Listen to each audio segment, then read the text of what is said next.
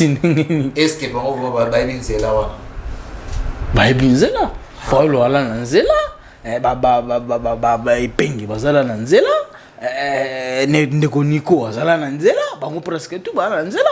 Bunda ngenge bino bobunda na boulevard wana. Na éviter ce aussi vraiment. Moi ni yango botolobia.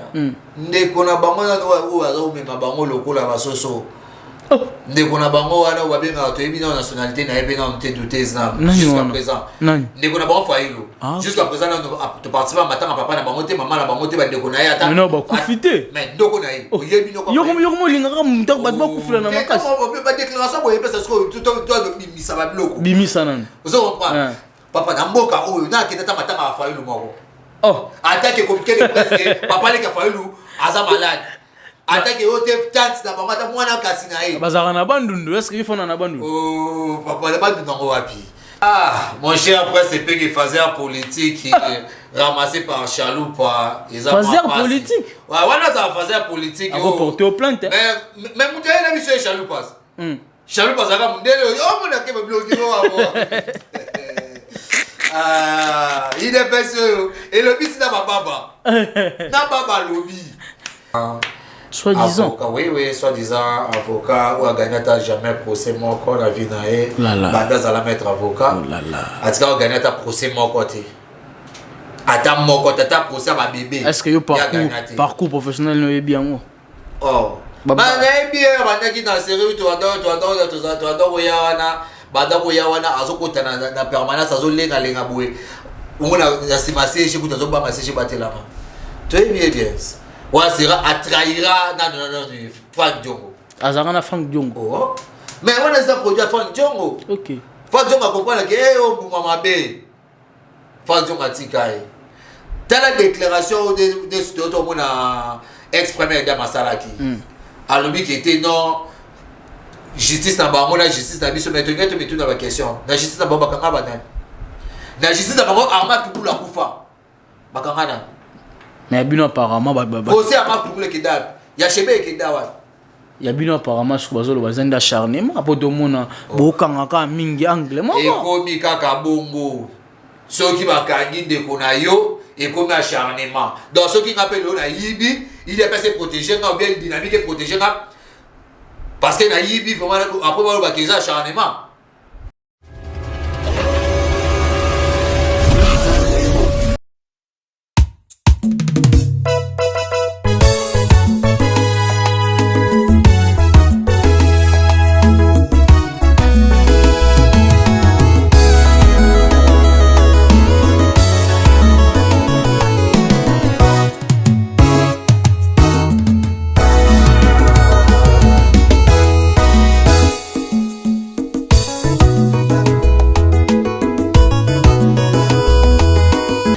Mbote bandeko balandi boye là mon émission na biso face aux invités à mon kolo ya lelo et kozala na esengo mingi ya koyambela bino awa na plateau yo monsieur JC Mbikai wazali bongo coordonnateur ya dynamique Jeko Bea. Papa JC Mbote.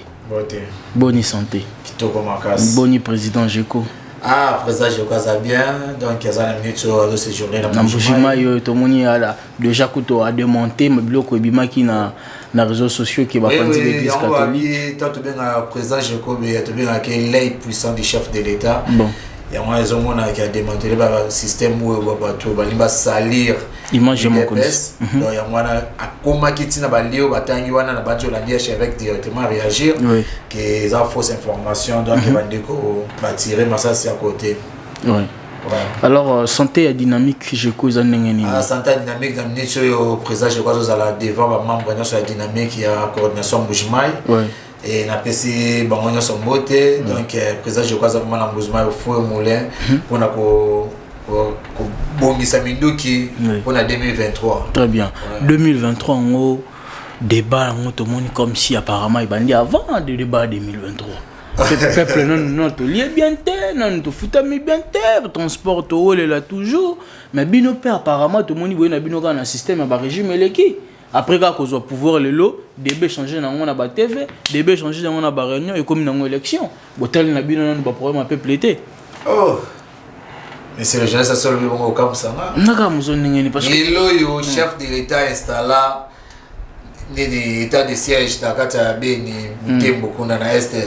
Ils ont pour résoudre un problème secteur. Oui, mais quand on a régime passé. Oui, mais ça biso. Bimisa non ba révélation. Régime passé, c'est un régime criminel économique. Bon. Donc, tellement régime criminel économique, il y a un moment où tu travailles dans 2 ans. Il y a coalition, qui est diabolique. Diabolique, oui. Non. Vous qui dans la carte comme diabolique. Oui, mais tu pasteur, so boyelen do qui assemble là, mais so do qui boy go bongana. On est ça, ni ota ate do qui vraiment abongana anete. Dans ta cabine ne change pas dans les bons chasser. Dans bande wana ba bongana ka. Dans ba bongana kiti. Dans ba bongana tv. Et tant que mon konta buka tala bi non, oh moi ils ont de côté, oh ça va tout oh ba ça vraiment ba inchangeable. Ba ko le changer. Mais yé étant père de la nation, ko bengana ba tout il faut ça la kana ba mo mais to. Chef de l'état comme matina niveau akati ba. Biso papa. Bible le bini. So moi le boko to tino ba bongo ça ni. Okata yango. Mais yé vraiment étant papa quoi agir dans le monde. Te agira qui na souci au peuple naï. Oui, Fatia au que la peuple. Fatia a eu comme nyos peuple au tant que na Genève. Peuple comme de Senga qui retirer signature. Et tant que na coalition tout le monde ba mibio ba continuer ka système o. Tu président Boété. Mais c'est quoi yo miko? Après ba événement on a nyoso ba to ba komi komona IDPS to président Tshisekedi bon allié ba mi a moto to ko ça na alliance parce que ba alliance tout et si ka nyoso bo uti bo signer ba accord bo suki ka mabe bo ti na Genève bo retirer signature bo panzani bo na Nairobi na Vital Kamerhe le aza ko se retrouver na prison to FCC cash bo panzani ah to compé na union sacrée na Moïse Katumbi ba congolité tu se comprends te do ba bo comme quand même mal réputé non et bon ni bande ko ba bo tanga no définition IDPS. Ils allaient Union pour la démocratie et le progrès social. Donc, la définition est le but déjà belé. Donc, pour travailler dans biso, et bon, ça m'a beaucoup pembé. Na bande ko na campagne na biso to la tabaga ya pembé. Et ngolo te soko yeko ça l'alliance na biso et bongo za la maboko pembé. Donc bato ba maboko pembé c'est ba ko ya bango moko. Donc, tant yo za maboko salité, comment ko ya sika lumière eza oya ko kisaka na ba dans la lumière. Donc, l'UDPS a 37 ans de lutte pour que soit le comme le pouvoir, yo va au fan, yo va dire pour faire comme non. Biso tous allés pour un état de droit. Tu as qui pour un état de droit. Oui, et si comme beaucoup outil. N'est-ce que tu commis à tout bêta papa mon compte beaucoup makas. Bon. Bande ko wana bazala granté, ba comprendre que tu est-ce que tu outil tu as donc ba contrat comme ça ba contrat. Ba signer ba contrat na bango Fatia zala na pouvoir te ta ba signer ba contrat na ba Fatia zala te mais lelo yo ka bande ko wana ba komi ko ya lisusu o te ni boyini mutala toza ko préparer ceux qui va ça ma case ba so ba élection pour nani toza ko se préparer to que élection donc biso toza pris biso IDPS toza pris dynamique Jeko bien ils a déjà pris biso de déjà président Jeko na est président Jeko na Mbujimai donc bon séjour donc tout ça déjà pris donc cette fois-ci déjà tout bandi sikoyo tant ozolobela ba crime économique na régime passé depuis bino bokoti na pouvoir 37 ans de lutte et là nini et ça la fierté na ba to bundi pe pendant 37 ans l'autre commis na pouvoir quand même, on a des avancées. Et là, on a le plaisir, on a 37 ans bino après prise à pouvoir. Oui, et là, on balobi mboka pone tombouama et bon justice. Justice ne tombe la mboka. Il y a acharnement. Non, juste acharnement, c'est ça, juste acharnement. Mais non, c'est la peine à mon mboka cette fois-ci na ba député na biso ba Hollande biso que ba meka ko longo la biso et loko ba bengi ba ressortissant de donc les gens qui déconnent ce responsable sont à Yibi sont à Kanye ba attaquer comme Kanye nous les ressortissants donc le quoi peut venir va changer dans c'est ma député batala non le quoi bien ou les Kenya on va lui en communauté non elle ça dit mais quand on réfléchit dans ressortissants donc bord on a communauté bino tu dis pour yo a oso pousser à réfléchir non la communauté ils allaient ils réflexion. Ils allaient réflexion ya mutu. Oyo mutu asali. Oui. Et ça, il y a une liberté d'expression. Tu vois qu'il y a une liberté d'expression. Tu restaurer la liberté d'expression. Tu es libre à Koloba. Donc, Noël, c'est un état citoyen congolais. Habitant, tu es poste, poste à clé. Et vous aussi, ma congolais, ma message. Ma bande comment yo les gars qui jeune cabaret benga zalaka à diriger sous. Haïté quand même. Oh, mais c'est ça. Quand c'est comme ça te met à loi wana. Moi ni na moto bien. Bande ko ensemble ba monde ba sali propagande ya loi. Et ça biso idépensité. Parce que tant on aurait dit ça qui loi a dit proposition des pères et des mères. Il n'y a pas ces acquis ni impliqués, ni de loin, ni de près. Il y a des impliqués dans le combat. Mais au cas où il va combattre, il n'y a pas de déclaration concernant la loi. Il n'y a pas de soutenir la loi. Ni au secrétaire général, il y a Augustin Kabouya. En tout cas, là, mais tu comprends, il y a des combats comme ça, la propagande, très bien, on avance. Na ce que nous avons na régime Kabila. Nino yo sepela na. Na régime Kabila. Là, moi, ça a plaisir quand même. Ah, baninga va sali malam. Ah, na régime Kabila, la mona est là, on va dire ça. 18 ans. Ah, 18 ans, tu peux être bandé rebelle. Et là, il y a un souci dans le Congolais. Na 18 ans à Kabila, bandé ko ba kufé belé. Na 18 ans à Kabila, tu as dit que le babo était. Dans 18 ans Kabila, tu as un service secret, tu as dit que tu as été sur la police, tu as dit qu'il a enlevé Kenao. Dans 18 ans Kabila, tu as donné Mananzela, tu as fait belé. Bon. Dans 18 ans, donc il y a souci wana, ba poté zali. Dans 18 ans Kabila, ba beta permanence na biso. Lance roquette ou ba to kufa na katu bien. Dans 18 ans Kabila. Dans 18 ans Kabila, makabisa ma belé. Mais bande ko na ngana senga na église catholique pe hein. Ceux qui Barosimu qui dit Thérèse Kapangala bakufa na kati église catholique na marche église catholique mais qui na régime ou église catholique a le bakete non avant makambonya c'est bonito tout porter plainte na ba bimenyo so batonyo so bakufa pour na ba marche wana parce que bino mo misa bato et bon pour porter plainte na makambonya mais tout le monde ba ça. Mais ce que lelo comment oza ko juger position église catholique c'est la malembe pendant que église catholique azaki moko ya bato oyo bakompagnie ki bino opposition IDPS na ba parti presque nous zaki une opposition et faire face na Kabila mais le lobo commune à pouvoir l'église catholique vous abandonne entre guillemets et puis bino pe na côté na bino bokomi ko s'en prendre en église catholique comment juger position wana l'église catholique na changement wana transhumance bato mosu ba benga si on peut l'appeler comme ça UDPS est allé parti aux autres de démocratie. Il dépasse jamais à côté de côté na makabo étali séné et côté jamais au côté makabo étali ma confession religieux. C'est un parti oyo et bunda pour la restauration d'un état de droit et yebi ba droit. Problème yo ils s'est passé dans Boka et allé les confesseurs religieux papa oyo ya milimo oyo biso to tinda les oui confesseurs religieux ba fandi ba saile l'élection biso to la candidat mais tout le monde que kuna ba des autres moi ba de komi que parti télé oyo le ba mais tout ça comprendre était est-ce que yo moni ba dirigeant na biso IDPS ba bi que té biso to soutenir candidat tel mais quand même na ba militant mususu wa propos on ezali biso to soutenir candidat X candidat Y quel militant Denis Kadima asa biso IDPS mais ba bi asa proche il y a pouvoir en place. Mais ma preuve. Même ma preuve. Camille dernièrement, na mona qui na Facebook, qu'il a tweeté que Denis Kanindazaki moko ya ba conseiller na présidence en matière électorale en 2019. Et ça fausse information. Moi ni ontologie. Les lois comme ko beta ba biloko nyonso ko bimisa ba lukuta nyonso ko ba sali de pesto benga ko ba beta côté bana na politique ta 37 ans na bano ba emiko. Le moins de temps ici FCC politique. Bah comprendre des bazar de boulonnette. Chadar on va paralyser donc c'est ça moi mon dieu de temps que c'est en politique bazar de bana to landa ba débat parce que ça va débat trop primaire. Débat ezali qui tout comme en 2023 fachi alobaki que élection ezali. Est-ce que bon ba ba pour l'année. Moi ba neuf manigaso ba ça la wana pour na ko saboter l'élection à la tête passer un dialogue. Ici to iba stratégie no so wana.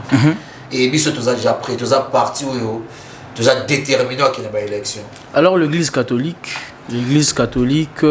bande comme sous ya ba politicien ba kize bino entre guillemets bozala ba présumé auteur bato ba instrumentaliser bato soi-disant ba buka ba église na Kasai, l'église catholique, et puis kokende ko menacer ça centre oyo sika tata cardinal afanda kana centre Lindonge. Est-ce que bozala qui impliqué de près ou de loin? UDPS c'est un parti démocrate abogi jamais mettre ba acte bongo. Yango ozomona ke bango moko na ba bomani parce que ba lobi na Kasai ba buki ba église ba piller ba église. Mais bongo na ki président je crois avec na Kasai. Oui. Azali na Kasai tabu de l'église no soana bomoni bino moko. Après yango kaka passage à présent chez vous. Directement nani avec ya Kasai ya mona sa ki déclaration. A lui qui était eza fausse information. Ils allaient information à Kala. Maintenant, on va dire que il y a des églises, il y a des parenthèses à la nango. Donc, alors bah quitter que oh bah militant, bah nani bah qui n'est pas saccagé. Premier le coup d'être dans le deuxième le coup d'être au monde ils allaient que bah militant de UDPS. Est-ce que bah mon équipe va membre na bazaki bah identifier qui bah qui n'a pas carte à UDPS? Non. C'est que Bobé va militant UDPS comment? Est-ce que na UDPS peut avoir na carte? Mais oui.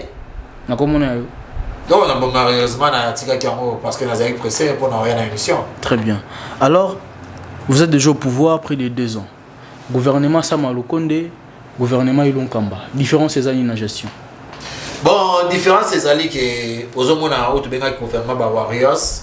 To juger bango pendant 100 jours na bango. 100 jours de jeu de kaki.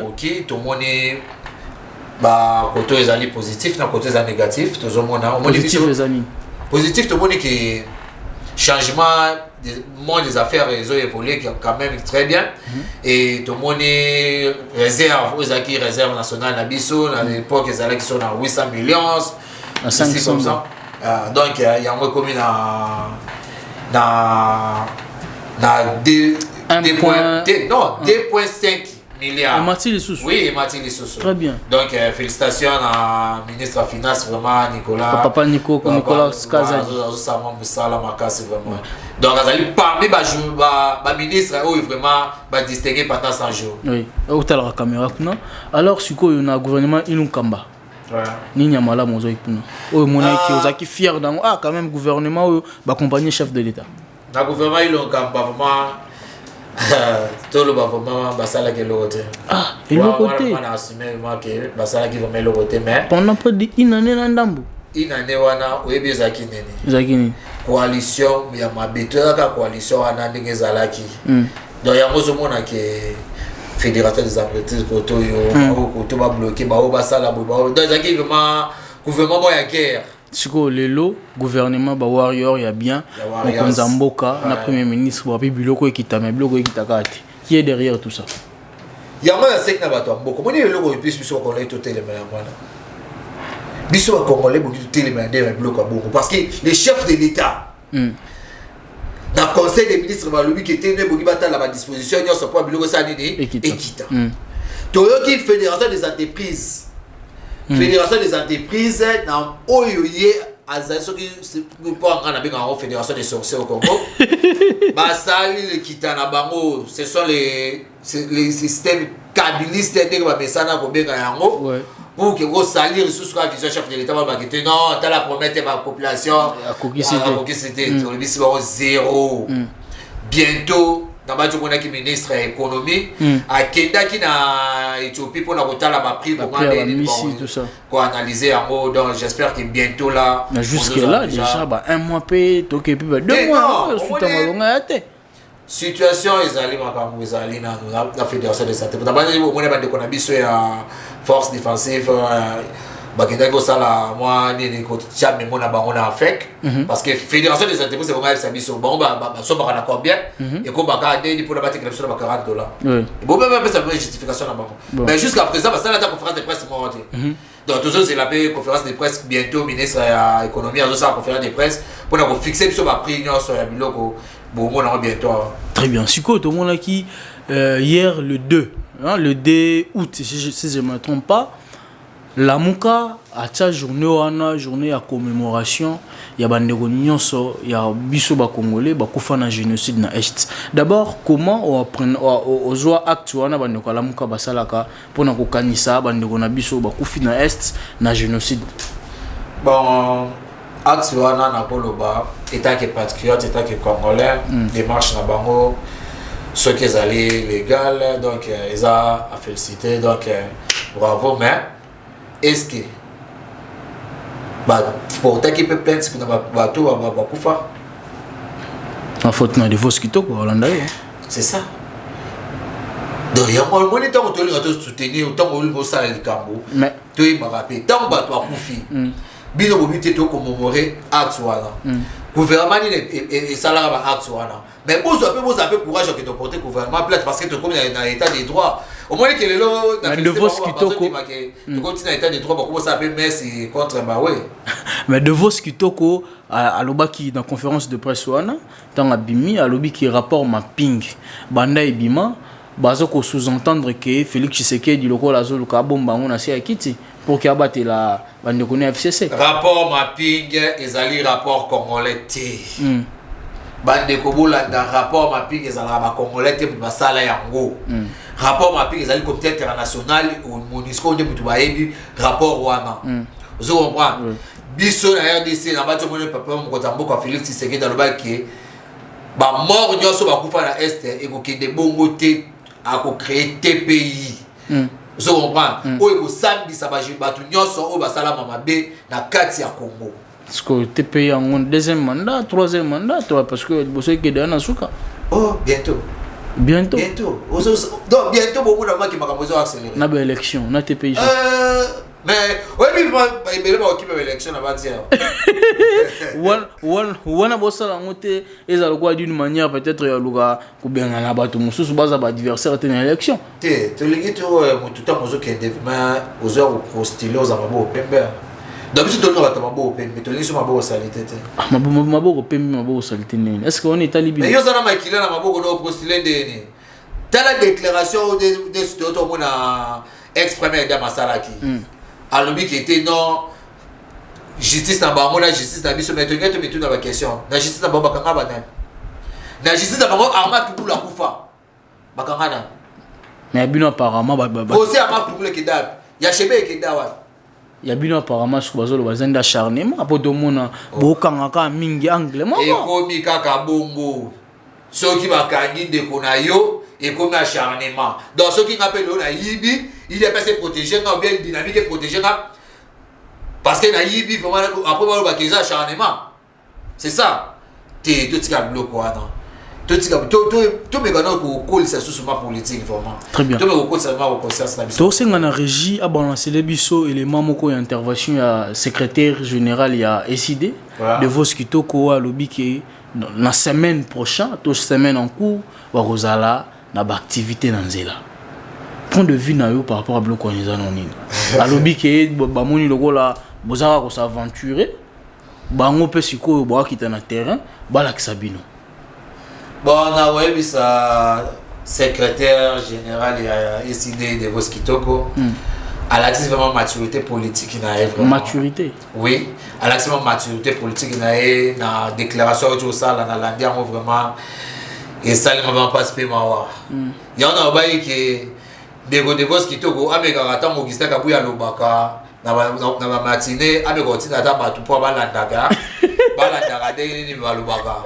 parce que il peut simplement mailler ya koloba ya ko défendre ya ko tala ba situation ndenge koloba vraiment déclaration bon baza déclaration même ba militaire na biso ya ba cellule ya IDPS ba ko sala moté donc exactement il est vraiment tout ba ici des comme des SID parti wa des comme ils ont parti moi il y a trois personnes mais le batoni c'est cathédrale oh papa il y a un tolobi boué bon tolanda bango mona ne batoni c'est cathédrale régie balancer les biso éléments et puis on revient tout juste après crise ya pouvoir ya mieux faut tous se mobiliser tokende kufana front au lieu de kufana na bandako donc wana préparez-vous madame monsieur de la presse cette semaine nous sommes déterminés ba action oyo tolokato la kaki tolobi tokobanda ba mwana net blague tango siboyo petit nous allons descendre sur le terrain en tant que peuple pour bloquer la route à ba fraudeur. Très bien, nous sommes de retour sur ce plateau. Olandi de vos kitoko le walobi et ça lui ndenge ah ça n'a pas si peu mawa si ndenge est-ce que bon on va bailler nzela wana bayebi nzela falo ala na nzela ba epenge bazala na nzela ndeko niko azala na nzela bango presque tout ba na nzela babunda ndenge bino bobunda na boulevard wana nayebi te so esika vraiment moni yango botolobia ndeko na bango na oyo azomema bango lokola basoso ndeko na bango wana babengaka toyebi na nationalité nayebi na te douteuse na jusqu'à présent ndeko na bango failo jusqu'à présent to participer matanga papa na bango te mama na bango te bandeko na ye ata non bakufite mais ndoko na ye oyebi no yoko lingaka mutaka bato bakufila na makasi ba déclaration boye pesa sko to bimisa ba biloko bimisa nani ozo comprendre papa na mboka oyo na kenda ta matanga failo moko attaque compliqué de presque papa le ka failo aza malade attaque ote tante na bango ata mwana kasi na ye bazaka na bandundu est-ce qu'il faut na bandundu papa le bandundu ngo wapi tout ce qu'on le voit biloko ye bazana concerné na loi tsani ba ko gaki asa concerné na loi tsani donc ya mwana bozo mona ke secrétaire na bango alakisi vraiment oyazana yango ba mbenga so soit disant ba président élu nga tout va normal ala président élu parce que ba voter na congrès a décidé ozo mona parti moi 5 personnes ça moi 5 personnes mais tout monde qui na matanga ya papa cardinal entre chef de l'état avec aboya côté les quand même autre bien en Moscou immaturité ne vous comprendre que aux amo konzi ya mboka teta mo konza mboka za okota mutu nyoso atelema ya boya kisi mais yoso ko sali ba art wana ezola sake éducation peut-être aux autres éducation bien té ou bien c'est là bon yebo parce que et si ka mo konza zali to zona tamo yebo azo la sake ba militaire na pe bongo parce que biso to biso za biso parti démocrate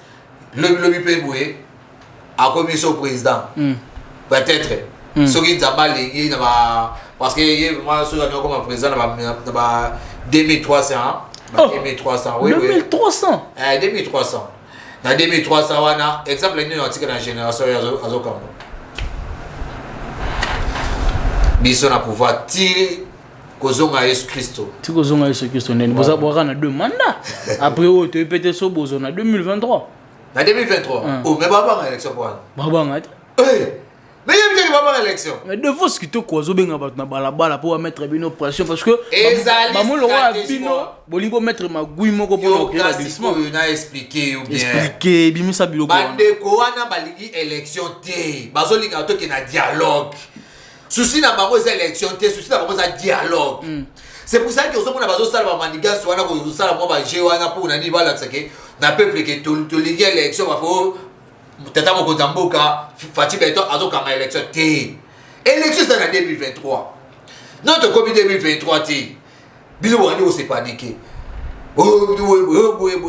to bité élection ça livre tout se préparer tozo ke na ba élection mais yo se préparer na auto ba yo banga déjà guerre avant et là que so ba ça bango ça dans loi tani le quoi bazo qui ma loi tani allez baliki sur élection te porter est-ce que pour les cas vraiment ça proposition mais ça proposition la loi au moins yango te obiboye et là qui se mal le que bande ko ba ba politique oui ba ko ça la politique ba banger politique tiana beti proposition la loi les lo bande ko nyoso bazu panique les lo batu nyoso bazu panique basali propagande ya proposition alors il dépêche pour ça proposition propagande en côté bon bango basali proposition nango basali propagande nango et dans la dernière de quoi na la conférence de presse dans média bona ko loake ote ngana za congolais mais ebeta epis mais doye ba motango ke tika ba nyoti na yo très bien to continuer dans activité à la Mukalobi l'activité à la Mukalobi ba déclaration bimaki tellement ébélé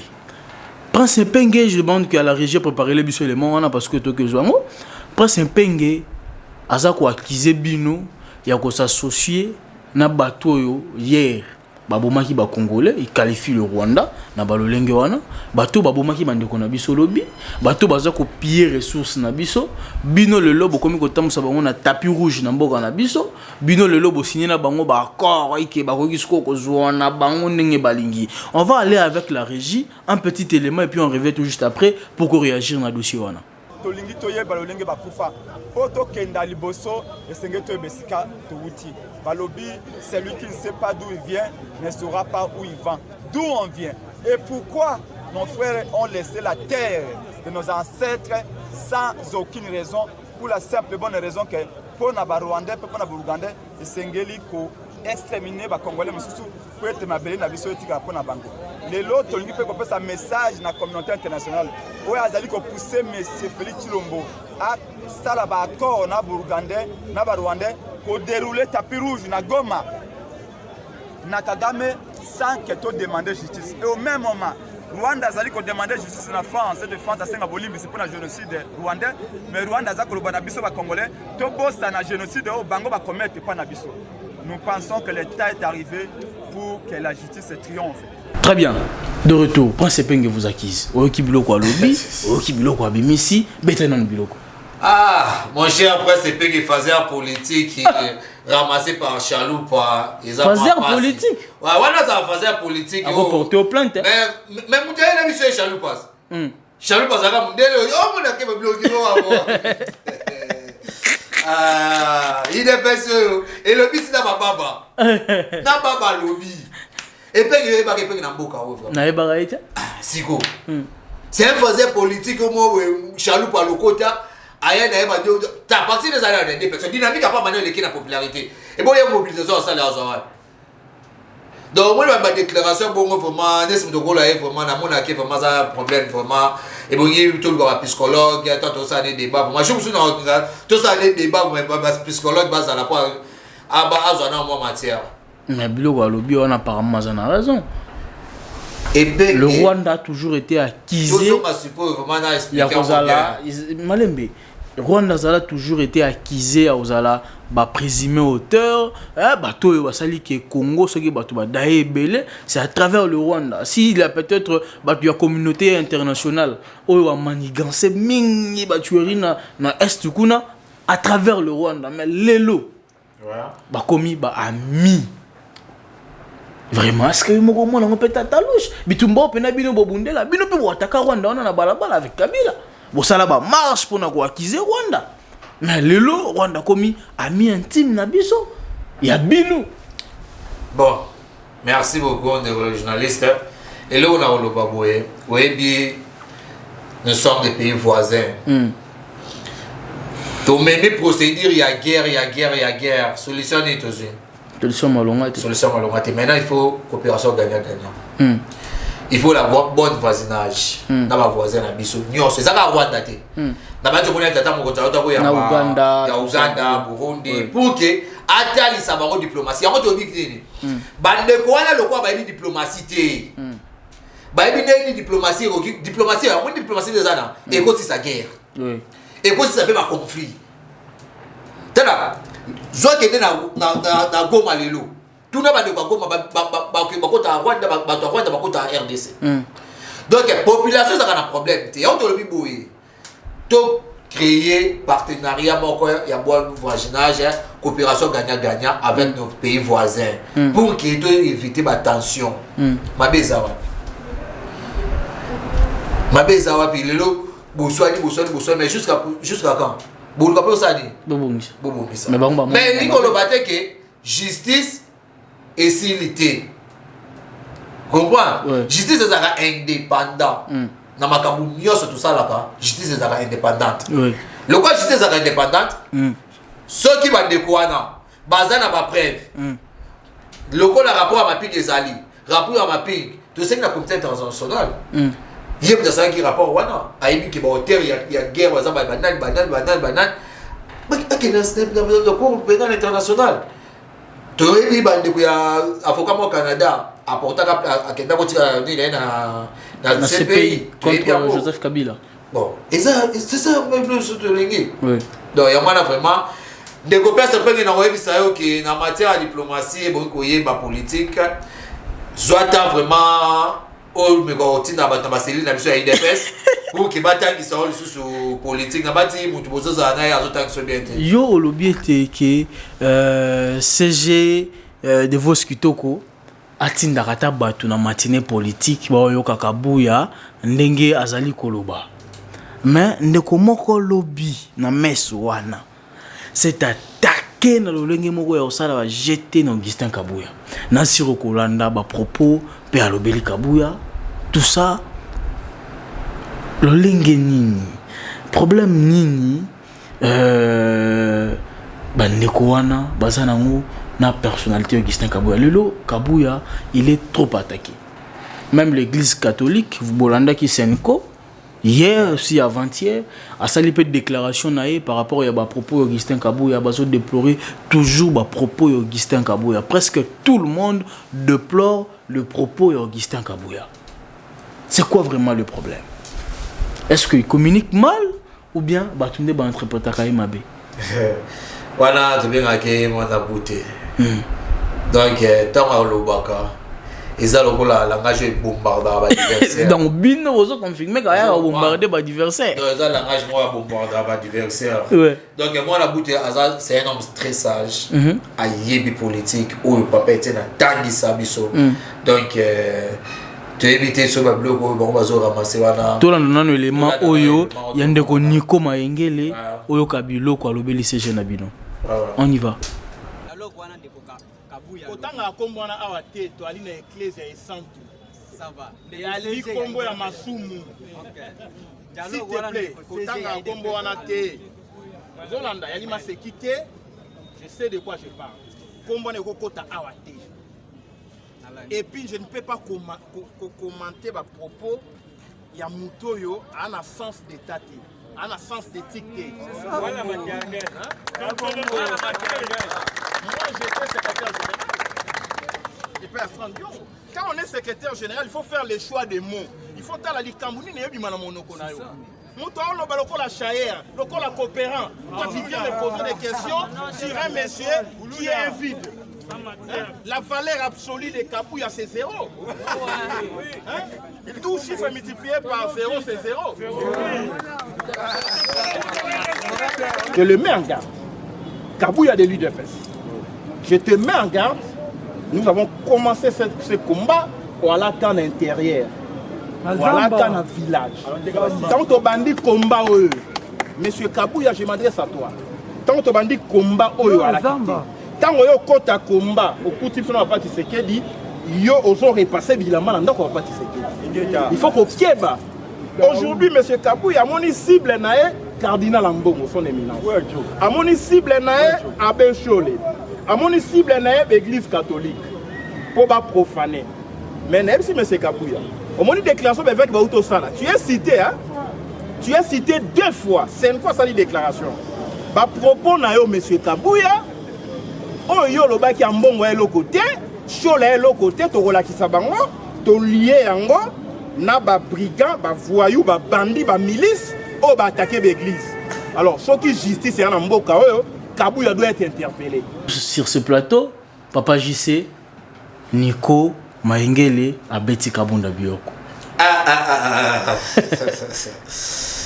Alors bien son école.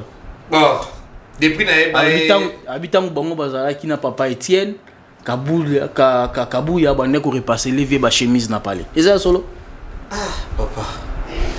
Et là on le baboya et Kabuya singana no soi-disant avocat, oui, soi-disant avocat ou a gagné ta jamais procès mon corps la vie nae. Bandas à la mettre avocat.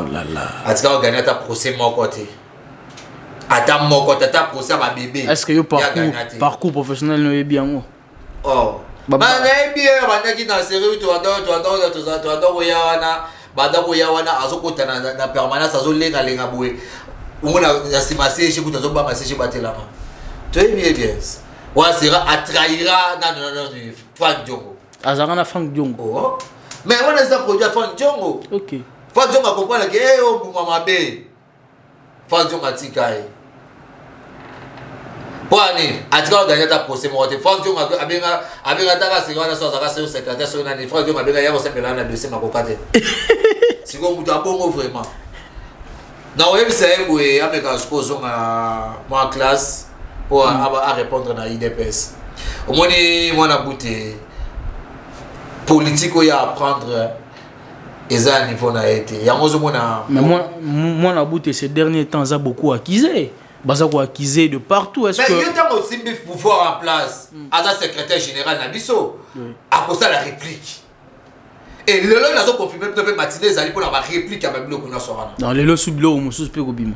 Oh pourquoi pas à ko mettre bon en garde parce que biso to aba cité total la garde bo accuser biso tomber la garde non est-ce que obida que azana plainte mon a parquet ou ezaki da confirmer papa plainte wana tout banal comme plainte ça on plainte ça mot à répondre Chadari et c'est à répondre Chadari pour aller bozoa bobiso bobimbate bomisa baluba bobimbase aloba na biso boyi ah ceux qui boza attaquer boino pe bosa nini boke de cause formation beaucoup armée pour la protéger pour pouvoir donc article 64 abandé ko tinda bino boko ko armée pour na pouvoir oui et ça va de comme ça monsieur mona bachika tamsu ba va de quoi IDPS on va armée pour nani il y a force du progrès oui il y a force du progrès pour armée pour nani pour nous sécuriser pouvoir na bango pe donc bino bozo ko armée pour nous sécuriser mboka te mais pouvoir pour sécuriser mboka donc on sécuriser pouvoir sécuriser mboka on est mboka des akawana mboka des awana ils ont engin ebelé tous allez la garde présidentielle tous allez la garde pe oyo ils ont sécurisé mboka ozo mona chef de l'état banda Mobutu ti le président qui doit faire la est le quoi fachi rien plus d'un mois presque là vraiment c'était à féliciter c'est cool kaka ba do biso bobaki o to ke o bobaki ke o bo ki se mwana muta hein kaba mwa muta ke donc est wana ozo mona ya pas veut dire que to bi boye ba trouver adversaire à mabe ba ko ina na faux poule parce que moi la bouté en répondant Chader Boutabaka qui sont Boka Gelbert Yuma to paralyser beaucoup OK vous avez pas côté de Bandeli il est pas le week ba combattre pe ba côté armée on a que Boke za la sauver parce que ils vont paralyser et bon vous de faire la garde au total là tu as vu que donc armée to suivre formation to salini to continuer pour la sécuriser pour canabiso contre toute agression article 64 il y a moins le beliboko tant Moussa le baka yango article 64 il y a moins peut-être bande quoi batanga bien très bien to komiko ke na suka ndeko JC ba dernier mot na ezani bon dernier mot na ezali que na s'appelle Makas premièrement na ndeko invité ngai na saluer ba membre na sur la dynamique Jekobeya au baza au fond moulin ko pesa déjà mon Kozamboka ko préparer ba base nyonso pour ko pesa mon Kozamboka victoire en 2023 et Kolak ça ba membre na biso que UDPS ezali parti au être na état des droits et ba batika koza distrait na ba bloco UDPS ngenda ki bo UDPS bimi ata mon côté batika le pesa mo d'autre ata mon corps ti UDPS atika le bimate UDPS ezali parti où ezali bien organisé na mona ki ba image moi ba publier que ezali ba citoyen congolais ou ba baza mécontent na maluba ya cardinal oyo abimisa ki contre maluba vous comprenez oyo ke to zomona ke discrimination zo salama na kati église oyo to benga ba confesseur religieux ils avaient discrimination zo mona vraiment à live parce que comment fait-il ça pour être compétent soit za maluba mais za compétent pourquoi pas bobotika ya conduire c'est mais Rossar Malonda ba mettre qui à part parce qu'il était proche du pouvoir quand même non aux mona za nini taba mettre qui Rossar Malonda est-ce que au mona ki biso UDPS to bima pe na nzela pona ko bima pona contester to boye loko wana to lingi seigneur za la naître bazongi se ba confession religieux bo sala musala ya qualité ba confession religieux ba poni de ozo ba confession religieux ba balaxi biso qui était dans sur 8 7 6 ba poni Denis Kadima mpe zawapi majorité des autres on a bâti on a dit conférence il y a des presse il y a Denis Kadima a le but clairement que donc il y a la vote. Donc il y a la vote. Très bien. Merci Papa JC d'avoir répondu à l'invitation à Bisso. Tu as été au commissaire à Bisso, message à Bisso, pas président Jeko qui gaucher les autres là. Ouais, président Jeko a Ebi, qui est né et président Jeko a Ebi qui est JC à l'équipe. Aza au courant à Nyoso, na Ebi c'est invitation à Bisso déjà pas na yo président Jeko to na posa oya o bete la Bisso penal isola dynamique isola carrière ndengo banda vie politique na yo pour que bana mboka ba yo ka ko ba mona ka na action sur terrain to ba pe quand même parcours uti wapi posa wapi pozo kende wapi to se peli ming na boye na yo Merci beaucoup. Tondimi tes ambala soukate. Tes ambala soukate do ya kona kutali sabana mboka ke bandoki ya mboka bazo baba télémisiko. Très bien. Nous sommes arrivés à la fin, mesdames et messieurs. Vous étiez très nombreux à nous suivre de partout, la diaspora, à l'intérieur de la République. On vous dit merci. Abonnez-vous massivement sur Goshen 7 Télévision. Ma solo à solo, débat à vrai Zalakao. On se retrouve très prochainement. Gardez votre présence toujours sur Goshen 7 Télévision.